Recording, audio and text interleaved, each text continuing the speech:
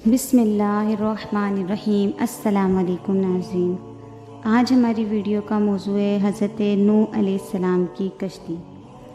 آپ نے حضرت نوح علیہ السلام کی کشتی کے بارے میں سن ہی رکھا ہوگا، لیکن کیا آپ یہ بات جانتے ہیں کہ حضرت نوح علیہ السلام کی کشتی طوفان میں 6 ماہ تک چکر لگاتی رہی؟ کیا آپ جانتے ہیں کہ حضرت نوح علیہ السلام کی کشتی نے کعبہ مکرمہ کا طواف بھی کیا؟ کیا آپ یہ بات جانتے ہیں کہ حضرت نوح علیہ السلام کی کشتی جودھی پہاڑ پر اس لیے رکی کہ باقی پہاڑوں نے تکبر کیا، لیکن جودھی پہاڑ نے عاجزی کا اظہار کیا؟ کیا آپ جانتے ہیں کہ حضرت نوح علیہ السلام کا بیٹا حضرت نوح علیہ السلام کی کشتی میں کیوں نہیں سوار ہوا اور طوفان میں کیوں غرق ہو گیا؟ کیا آپ کو معلوم ہے کہ حضرت نوح علیہ السلام کی کشتی 80 گز لمبی اور 50 گز چوڑی تھی؟ ان تمام سوالات کے جوابات اور حضرت نوح علیہ السلام کی کشتی کے بارے میں مکمل معلومات آپ کو اس ویڈیو میں مل جائیں گی، لیکن آپ سے گزارش ہے کہ ویڈیو کو پوری دیکھیے گا تاکہ آپ کو مکمل واقعہ سمجھ آ سکے۔ اگر ویڈیو اچھی لگے تو اس کو اپنے دوستوں کے ساتھ بھی شیئر کیجیے گا تاکہ وہ بھی اس علم سے آگاہی حاصل کر سکیں۔ اگر آپ چینل پر نئے ہیں تو اس کو سبسکرائب بھی کیجیے گا تاکہ آپ کو اس طرح کی اسلامک ویڈیو ملتی رہے۔ حضرت نوح علیہ السلام 950 برس تک اپنی قوم کو خدا کا درس سناتے رہے، مگر ان کی بد نصیب قوم ایمان نہیں لائی، بلکہ طرح طرح سے آپ کو تحقیر اور ذلیل کرتی رہی اور قسم قسم کی اذیتوں اور تکلیفوں سے آپ کو ستاتی رہی، یہاں تک کہ کئی بار ان ظالموں نے آپ کو اس قدر ستایا کہ آپ کو مردہ خیال کر کے کپڑوں میں لپیٹ کر مکان میں ڈال دیا، مگر آپ پھر مکان سے نکل کر دین کی تبلیغ فرمانے لگے۔ اسی طرح بارہا آپ کا گلا گھونٹتے رہے، یہاں تک کہ آپ کا دم گھٹنے لگا اور آپ بے ہوش ہو جاتے، مگر ان اذیتوں اور مصیبتوں پر بھی آپ یہی دعا فرمایا کرتے تھے کہ اے میرے پروردگار، تو میری قوم کو بخش دے اور ہدایت عطا فرما، کیونکہ یہ مجھ کو نہیں جانتے ہیں۔ اور قوم کا یہ حال تھا کہ ہر بوڑھا باپ اپنے بچوں کو یہ وصیت کر کے مرتا تھا کہ حضرت نوح علیہ السلام بہت پرانے پاگل ہیں، اس لیے کوئی ان کی باتوں کو نہ سنے اور نہ ان کی باتوں پر دھیان دے، یہاں تک کہ ایک دن یہ وحی نازل ہو گئی کہ اے نوح، جو لوگ مومن ہو چکے ہیں ان کے سوا دوسرے لوگ کبھی ہرگز ایمان نہیں لائیں گے۔ اس کے بعد آپ اپنی قوم کے ایمان لانے سے نا امید ہو گئے اور آپ نے اس قوم کی ہلاکت کے لیے دعا فرما دی، اور اللہ تعالیٰ نے حکم فرمایا کہ آپ ایک کشتی تیار کریں۔ چنانچہ 100 برس میں آپ کے لگائے ہوئے ساگوان کے درخت تیار ہو گئے، اور آپ نے ان درختوں کی لکڑیوں سے ایک کشتی بنائی جو 80 گز لمبی اور 50 گز چوڑی تھی، اور اس میں 3 درجے تھے، نچلے طبقے میں درندے، پرندے، حشرات وغیرہ، اور درمیانی طبقے میں چوپائے وغیرہ جانوروں کے لیے، اور بالائی طبقے میں خود اور مومنین کے لیے جگہ بنائی۔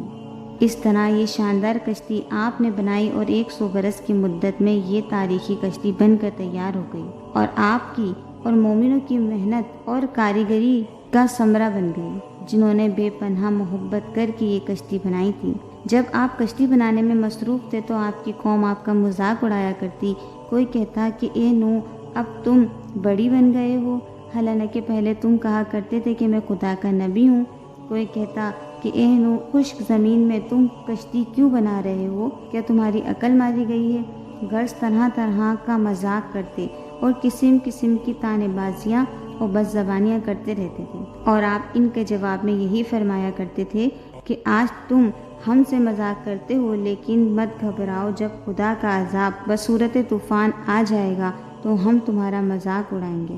جب طوفان آ گیا تو آپ نے کشتی میں درندوں، چرندوں، پرندوں اور قسم قسم کے حشرات کا ایک ایک جوڑا سوار کرا دیا،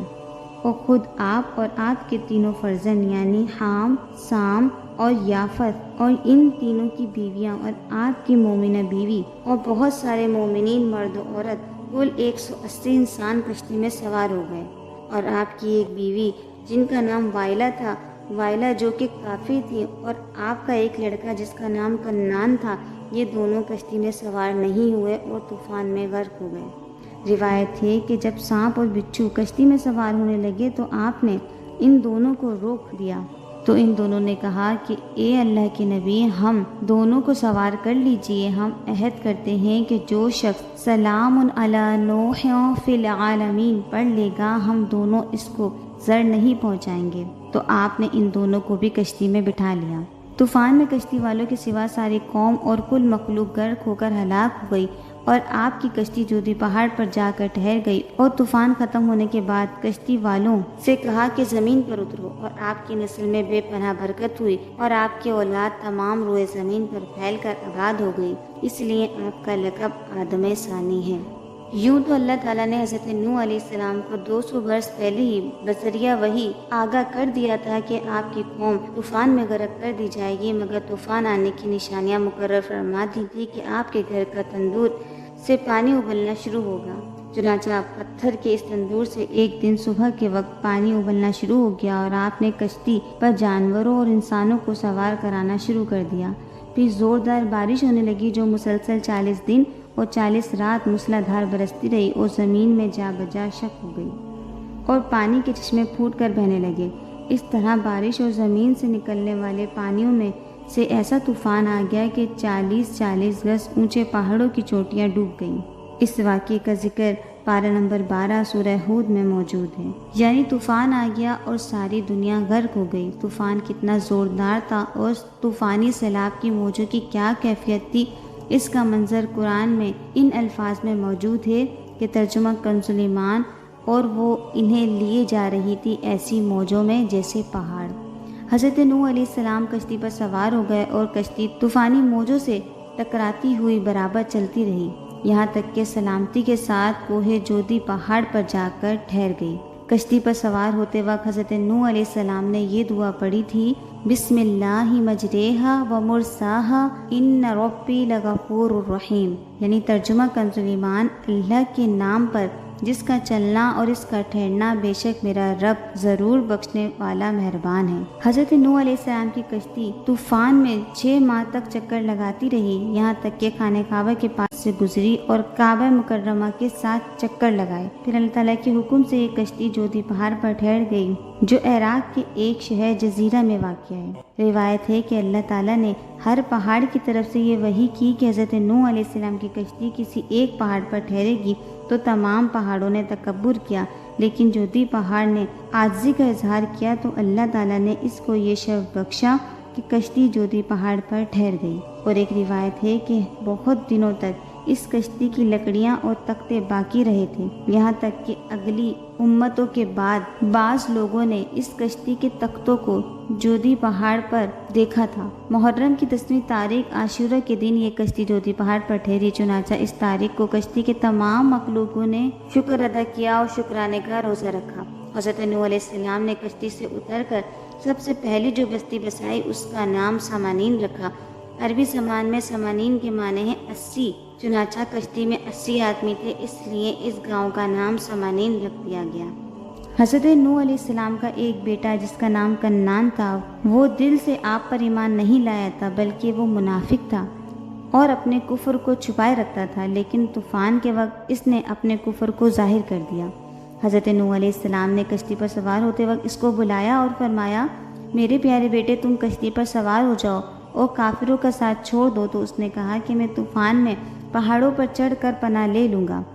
تو آپ نے بڑی دل سوزی کے ساتھ فرمایا کہ بیٹا، آج خدا کے عذاب سے کوئی کسی کو نہیں بچا سکتا، ہاں جس پر خداوند کریم اپنا رحم فرمائے بس وہی بچ سکتا ہے۔ باپ بیٹے میں یہ گفتگو ہوتی رہی کہ ایک زوردار موج آئی اور کنعان غرق ہو گیا۔ اور ایک روایت میں یہ بھی ہے کہ کنعان ایک بلند پہاڑ پر چڑھ کر ایک غار میں چھپ گیا اور غار کے تمام سوراخوں کو بند کر لیا، مگر جب طوفان کی موجیں اس پہاڑ کی چوٹی سے ٹکرائیں تو غار میں پانی بھر گیا۔ اس طرح کنعان اپنے بول و براز سے پانی میں غرق ہو گیا۔ اس واقعے کا ذکر پارہ نمبر 12 سورہ ہود میں موجود ہے۔ بہرحال بیٹے کو اپنے سامنے اس طرح غرق ہوتے دیکھ کر حضرت نوح علیہ السلام کو بڑا صدمہ اور رنج پہنچا، اور آپ نے اللہ تعالیٰ سے عرض کیا کہ اے میرے پروردگار، میرا بیٹا کنعان تو میرے گھر والوں میں سے ہے اور تیرا وعدہ سچا ہے۔ تو اللہ تعالیٰ نے فرمایا کہ اے نوح، آپ کا بیٹا کنعان آپ کے ان گھر والوں میں سے نہیں ہے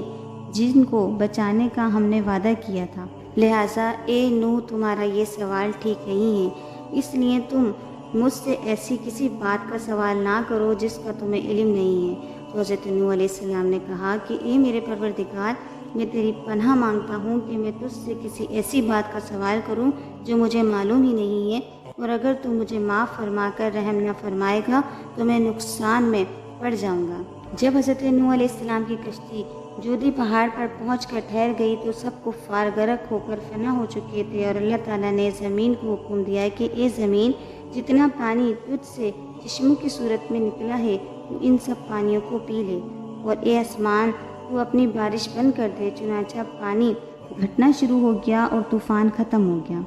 پھر اللہ تعالیٰ نے حضرت نوح علیہ السلام کو حکم دیا کہ اے نوح، آپ کشتی میں سے اتر جائیے، اللہ کی طرف سے سلامتی اور برکتیں آپ پر بھی ہیں اور ان لوگوں پر بھی ہیں جو کشتی میں آپ کے ساتھ رہے۔ حدیث شریف میں آیا ہے کہ حضرت نوح علیہ السلام نے روئے زمین کی خبر لانے کے لیے کسی کو بھیجنے کا ارادہ فرمایا تو سب سے پہلے مرغی نے کہا کہ میں روئے زمین کی خبر لاؤں گی، تو آپ نے اس کو پکڑ لیا اور اس کے بازوؤں پر مہر لگا دی اور فرمایا کہ تجھ پر میری مہر ہے، تو پرند ہوتے ہوئے بھی لمبی اڑان اڑ سکے گی اور میری امت تجھ سے فائدہ اٹھائے گی۔ پھر آپ نے کوے کو بھیجا تو وہ ایک مردار کو دیکھ کر اس پر گر پڑا اور واپس نہیں آیا، تو آپ نے اس پر نالت فرما دی اور اس کے لیے بد دعا فرمائی کہ وہ ہمیشہ خوف میں مبتلا رہے گا۔ چنانچہ کوے کو حل و حرم میں کہیں بھی پناہ نہیں ہے۔ پھر آپ نے کبوتر کو بھیجا تو وہ زمین میں نہیں اترا بلکہ ملک کے سبا سے زیتون کی ایک پتی چونچ میں لے کر آ گیا، تو آپ نے فرمایا کہ تم زمین پر نہیں اترے، اس لیے پھر جاؤ اور روئے زمین سے خبر لاؤ۔ تو کبوتر دوبارہ روانہ ہوا اور مکہ مکرمہ میں حرم کعبہ کی زمین پر اتر کر اور دیکھ لیا کہ پانی زمین حرم سے ختم ہو چکا ہے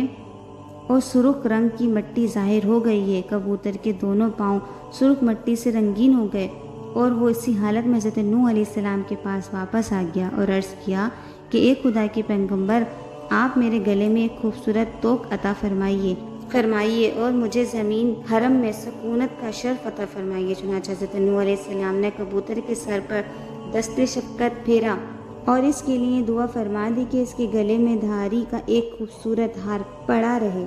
اور اس کے پاؤں سرخ ہو جائیں اور اس کی نسل میں خیر و برکت رہے اور اس کو زمین حرم میں سکونت کا شرف ملے۔ حضرت نوح علیہ السلام کے اس واقعے میں بڑی بڑی عبرتوں کا سامان ہے، جن کی انوار کی تجلیاں مومنین پر ایسی ایمانی روشنی ڈالتی ہیں جس سے مومنین کا ایمان تازہ ہو جاتا ہے۔ جیسا کہ حضرت نوح علیہ السلام 950 برس تک اپنی قوم کی ایذا رسانیوں اور تانوں اور گالیوں کے باوجود صبر و تحمل کے ساتھ اپنی قوم کو ہدایت کا درس دیتے رہے، اور جب تک ان پر وحی نہیں آ گئی یہ لوگ ایمان نہیں لائیں گے جب تک آپ برابر ہدایت کا درس سناتے رہے۔ جب بذریعہ وحی آپ ان لوگوں کے ایمان سے مایوس ہو گئے تو آپ نے ان ظالموں کے لیے ہلاکت کی دعا فرمائی۔ حضرت نوح علیہ السلام اور مومنین طوفان کے عظیم سیلاب میں، جبکہ طوفان کی موجیں پہاڑوں کی طرح سر اٹھا رہی تھی، کشتی پر سوار تھے اور طوفانی موجوں کے سیلاب عظیم میں ایک تنکے کی طرح یہ کشتی ہچکولے کھاتی چلی جا رہی تھی، مگر حضرت نوح علیہ السلام اور مومنین توکل کی ایسی بلند منزل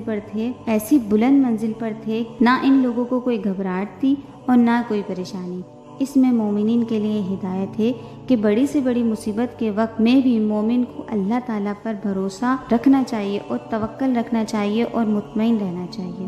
حضرت نوح علیہ السلام کا بیٹا کنعان کافر تھا۔ اس سے پتہ چلتا ہے کہ نیکوں کی اولاد کے لیے ضروری نہیں کہ وہ نیک ہی ہوں،